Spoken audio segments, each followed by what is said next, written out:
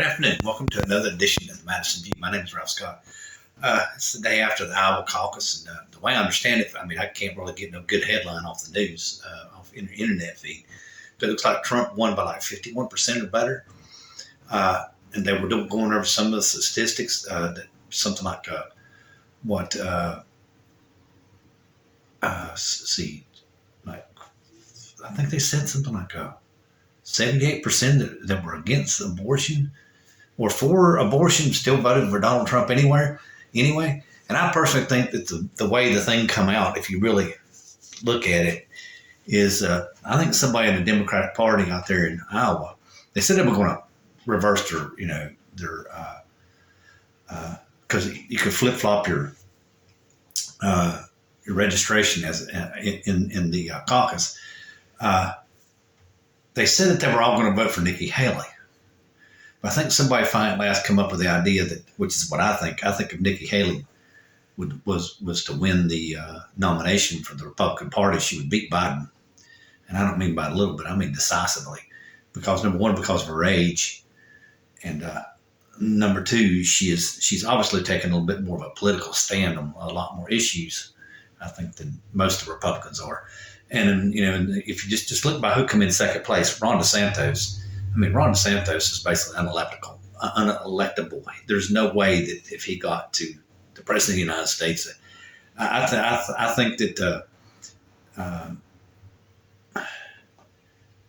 I can't remember that guy's name, Vitswamy, or I don't know. I think he would stand a better chance of getting elected president than DeSantis, because DeSantis, in my opinion, is just 100% unelectable. You get on the national scale, and there's no way. No way. There'd be so many protesters outside his events that he just.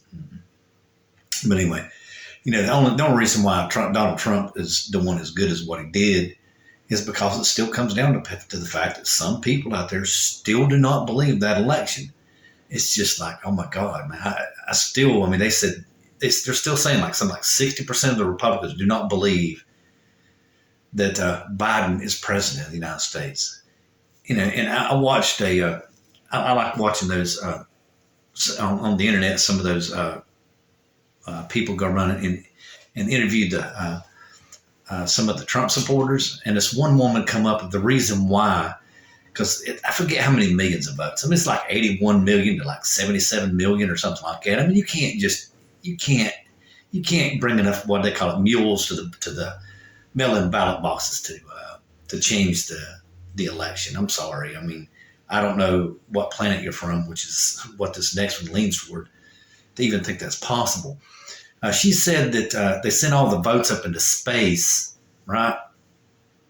And up in space at a satellite is where they changed all the votes. Where they changed all the votes to turn it into a Biden victory. It was almost hilarious. And then he asked her, well, who's really in charge of the country? And she said, the military is. And then she said, well, Biden's in charge of the military. She goes, yes, I know, but he's in charge of the bad part of the military. Trump's part of the good. They get crazy with this stuff. I'm telling you, they get absolutely crazy. But the biggest concerning one that I saw after I posted the last video about Trump wanting basically a monarchical theocracy is what they're aiming for. There's a little known organization called Right Wing Watch, and they found an interview where a Senate candidate who was a far right-wing extremist basically said the same thing, that's what they want. They want Trump to be the monarch and to create a theocracy, and Trump would be king forever, and if he chose to, he would pass it down the bloodline to his sons.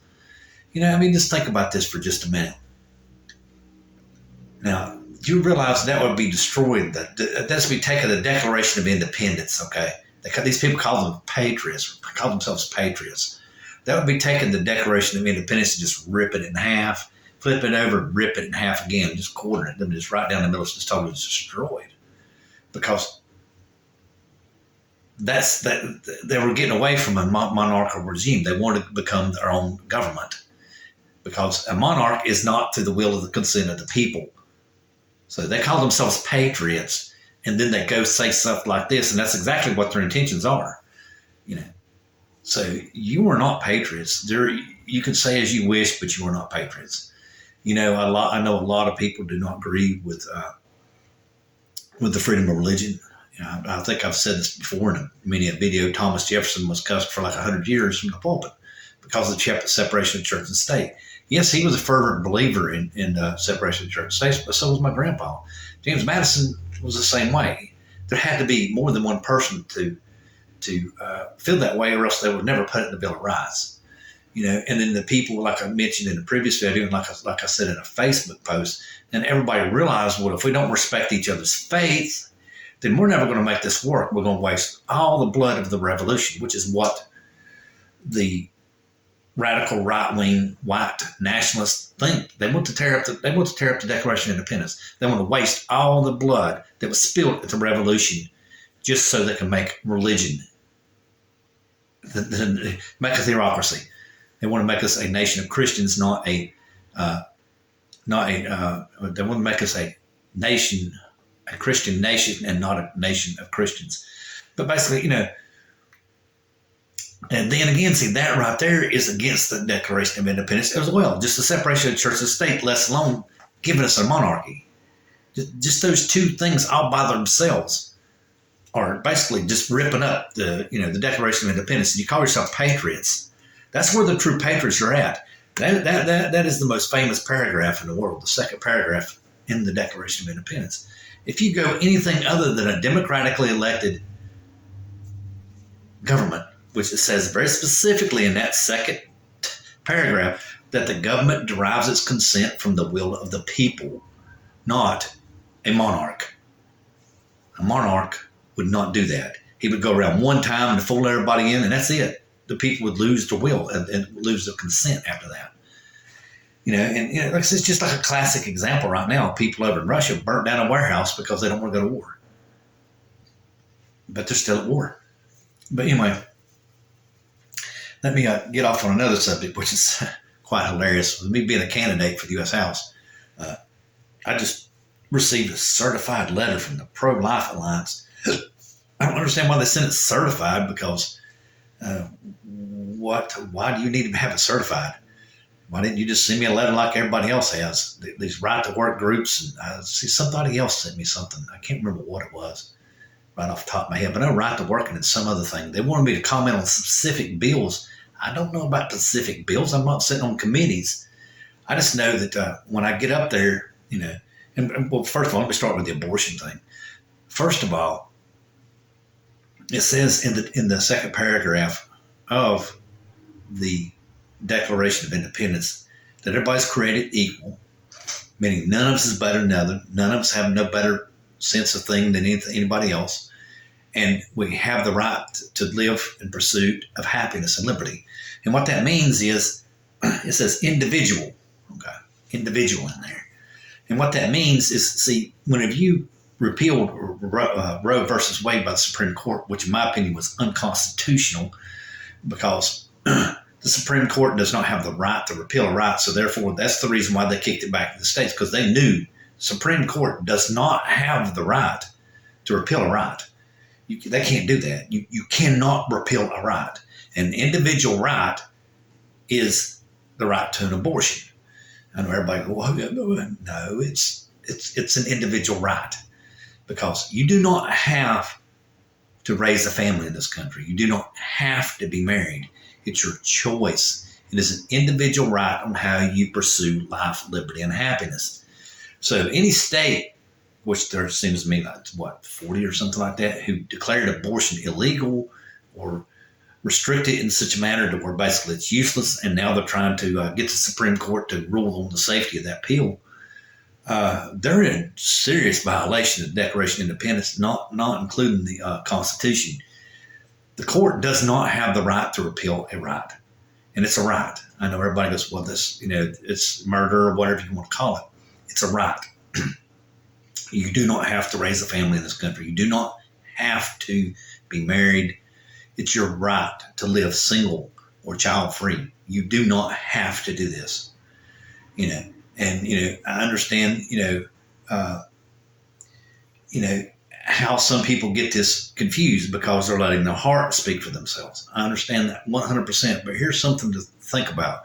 If you believe that everyone should not have, or anyone should not have the right to abortion, you are infringing upon someone's right. Because if you don't want to get an abortion or don't think it's right, then you don't get an abortion.